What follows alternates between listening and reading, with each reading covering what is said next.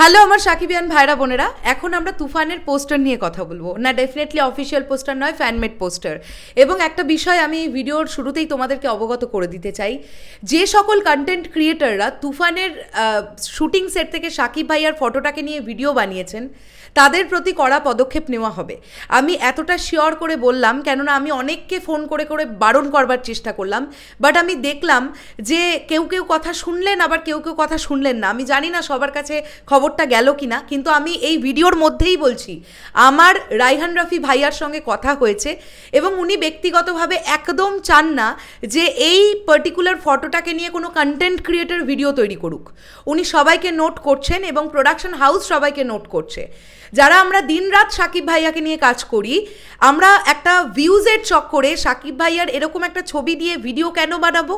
এই ছবিটার এত বড় বাজেটের একটা ফিল্ম, এই ছবিটা বেরিয়ে যাওয়া মানে অবশ্যই ডেফিনেটলি সেটা ছবির জন্য ক্ষতিদায়ক একটা ব্যাপার। যদি আমি মানতাম সাকিব ভাইয়ার ব্যাক সাইড দেখতে পাচ্ছি, তার লুক দেখতে পাওয়া যাচ্ছে না, that's another matter, but front থেকে সাকিব ভাইয়াকে দেখতে পাওয়া যাচ্ছে। কিছু ভিউজের লোভে, কিছু লাইকসের লোভে, কিছু ফলোয়ার্সের লোভে আমরা এগুলো নিয়ে ভিডিও বানাবো? তাহলে কি ভালোবাসলাম সাকিব ভাইয়াকে? আমি জানি যারা এই ধরনের ফটোগুলোকে ভাইরাল করলে অনেকেই খুব আবেগী সাকিবিয়ান, তারা আবেগ ধরে রাখতে পারোনি, তোমরা ভাইরাল করে দিয়েছো ছবিগুলোকে, নানান জায়গায় স্প্রেড করেছো। কিন্তু আমি আমার তরফ থেকে, আমাদের টিমের তরফ থেকে বারণ করার চেষ্টা করেছিলাম, একটা রিল ভিডিওও বানিয়েছিলাম যে এগুলো তোমরা করো না। বাট তোমরা অনেকেই শুনেছো, অনেকেই শোনোনি। যারা শোনোনি তাদের প্রতি আর কিছু বলার নেই, বাট যারা কন্টেন্ট ক্রিয়েটার দিনরাত্রি সাকিব ভাইয়াকে নিয়ে ভিডিও তৈরি করে, তারা এরকম একটা ভাইরাল ফটো নিয়ে লাফাতে লাফাতে ভিডিও তৈরি করা মানে এটা খুব বাজে লাগলো দেখতে। এবং পরিচালক রায়হান রাফি বিষয়টাকে কিন্তু ভালোভাবে দেখেননি। এটা আমি আমার ভিডিওর মারফতে বিষয়টা আরেকবার বুঝিয়ে দেওয়ার চেষ্টা করলাম। এবারে চলে আসি আমরা তুফানের ফ্যানমেড পোস্টার নিয়ে। দেখো বন্ধুরা, সৌরভ সাহা, সৌরভ ভাই, এর আগেও সৌরভ ভাইয়ের তৈরি করা বেশ কয়েকটা ফ্যানমেড পোস্টার নিয়ে কথা বলেছি। আজকে নতুন করে 2-3টি ফ্যানমেড পোস্টার আমাদের কাছে এসছে এবং ফর দ্য ফার্স্ট টাইম আমরা চঞ্চল চৌধুরীকে নিয়ে ফ্যানমেড পোস্টার তৈরি হতে দেখলাম। এতদিন সাকিব ভাইয়াকে নিয়ে অগণিত ফ্যানমেড পোস্টার তৈরি হয়েছে, মিমি চক্রবর্তীকে নিয়েও তৈরি হয়েছে, বাট চঞ্চল চৌধুরীকে নিয়ে খুব একটা তৈরি হয়নি। তো আমি দেখলাম সৌরভ সাহা ভাই কি সুন্দরভাবে পোস্টারটা তৈরি করেছে। আমি এক এক করে আসছি। প্রথমে চঞ্চল চৌধুরীর ফ্যানমেড পোস্টারটা দেখাই। এখানে তোমরা স্ক্রিনশটও দেখতে পাচ্ছ, ডেফিনেটলি আমি ফটোটা দিয়েছি, তা সত্ত্বেও তোমাদের এখানে দেখাচ্ছি, তোমরা দেখো। এখানে আমরা চঞ্চল চৌধুরীকে দেখতে পাচ্ছি, এত সুন্দরভাবে তার লুকটাকে দেওয়া হয়েছে। মানে একজন ফ্যান তিনি এভাবে ভাবছেন, তার ভিশনটা এরকম, যদি চঞ্চল চৌধুরীকে এভাবে দেখতে পাওয়া যায়।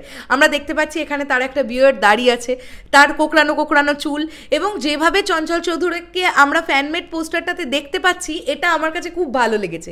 এই পোস্টারটা খুব নতুনত্ব। আর যেহেতু আমরা চঞ্চল চৌধুরীকে খুব একটা সোয়াগওয়ালা ক্যারেক্টারে মানে সচরাচর দেখতে পাই না, তাই এই পোস্টারটা পার্টিকুলারলি আমার জন্য খুব ওয়ার্ক করছে। মানে চঞ্চল চৌধুরীকে যদি তুফান ছবিতে সত্যি এরকম একটা প্রচণ্ড সোয়াগ ক্যারেক্টারে দেখতে পাওয়া যায়, সেক্ষেত্রে আমার খুব ভালো লাগবে। মানে চঞ্চল চৌধুরী একজন ভার্সেটাইল অ্যাক্টর, তিনি যে কখন মানে কিভাবে কোন ইয়েতে নিজেকে সুইং করতে পারেন, জাস্ট অসাধারণ। মানে অসাধারণ বললেও কম বলা হবে। তো আমার এই পোস্টারটা দুরন্ত লেগেছে। এরপরে যদি আমরা চলে আসি, এরপরে আমরা কথা বলছি মিমি চক্রবর্তীর পোস্টারটাকে নিয়ে। ওকে, মিমি চক্রবর্তীর পোস্টারটাও তোমাদের এখানে দেখাই, তোমরা এখানে স্ক্রিনে দেখতে পাচ্ছ, দেখো। এখানে আমরা মিমি চক্রবর্তীকে দেখতে পাচ্ছি। তার পেছনটা যদি আমরা লক্ষ্য করি তাহলে দেখতে পাচ্ছি আমরা সেই পুরনো স্টাইলের সোফা, রাজারাজাদের আমল টাইপের, এবং সেখানে একটা গান কিন্তু সিটের মাঝখানে রাখা আছে, মানে দাঁড় করিয়ে দিয়ে রাখা আছে। এবং মিমি চক্রবর্তীর ফেসিয়াল এক্সপ্রেশন যদি আমরা দেখি তাহলে আমরা দেখতে পাচ্ছি প্রচণ্ড কনফিডেন্ট লাগছে তাকে দেখতে, তার এই লুকটার মধ্যে।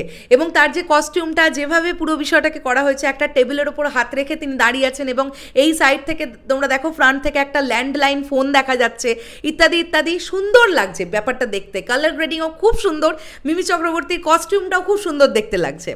আর নান আদার দ্যান, যদি সবার শেষে আসি সাকিব ভাইয়ার কথায়, তো এখানে সাকিব ভাইয়াকে একদম অন্যভাবে আমরা দেখতে পাচ্ছি।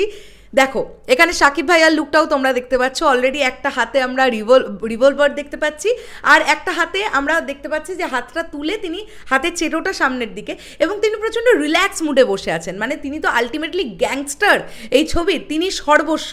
তো সেখান থেকে দাঁড়িয়ে এরকম একটা লুক আমরা দেখতে পাচ্ছি। সাকিব ভাইয়ার বড় বড় চুল, হালকা দাড়ি। তো এই পুরো বিষয়টা আমার এই 3টে পোস্টারই খুব ভালো লেগেছে। আরও প্রচুর ফ্যানমেড পোস্টার তৈরি হবে। তো সৌরভ ভাইয়ের এই তৈরি করা পোস্টারগুলো নিয়ে ভাবলাম কথা বলা যাক। অনেক কষ্ট করে তারাও পোস্টার তৈরি করেন। আমরা যদি একটু কথা বলি এগুলোকে নিয়ে, অনেক আরও হয়তো কিছু মানুষের কাছে রিচ পায়, সেক্ষেত্রে তাদের কষ্টটা কোথাও না কোথাও গিয়ে সার্থকতা পায়, তাই না? আমি আজকে কষ্ট করে ভিডিও যেমন বানাচ্ছি, সেই ভাইও কিন্তু অনেক কষ্ট করে পোস্টারটা তৈরি করেছে। তাই মনে করলাম যে এটা তোমাদের সঙ্গে শেয়ার করি। যাই হোক, শেষ করলাম ভিডিওটা। তোমাদের কি বক্তব্য পুরো বিষয়টাকে নিয়ে কমেন্ট করে জানাতে পারো। দেখা হচ্ছে আবার আগামীকাল। আজকের জন্য সকলকে শুভরাত্রি। আজকের জন্য টাটা।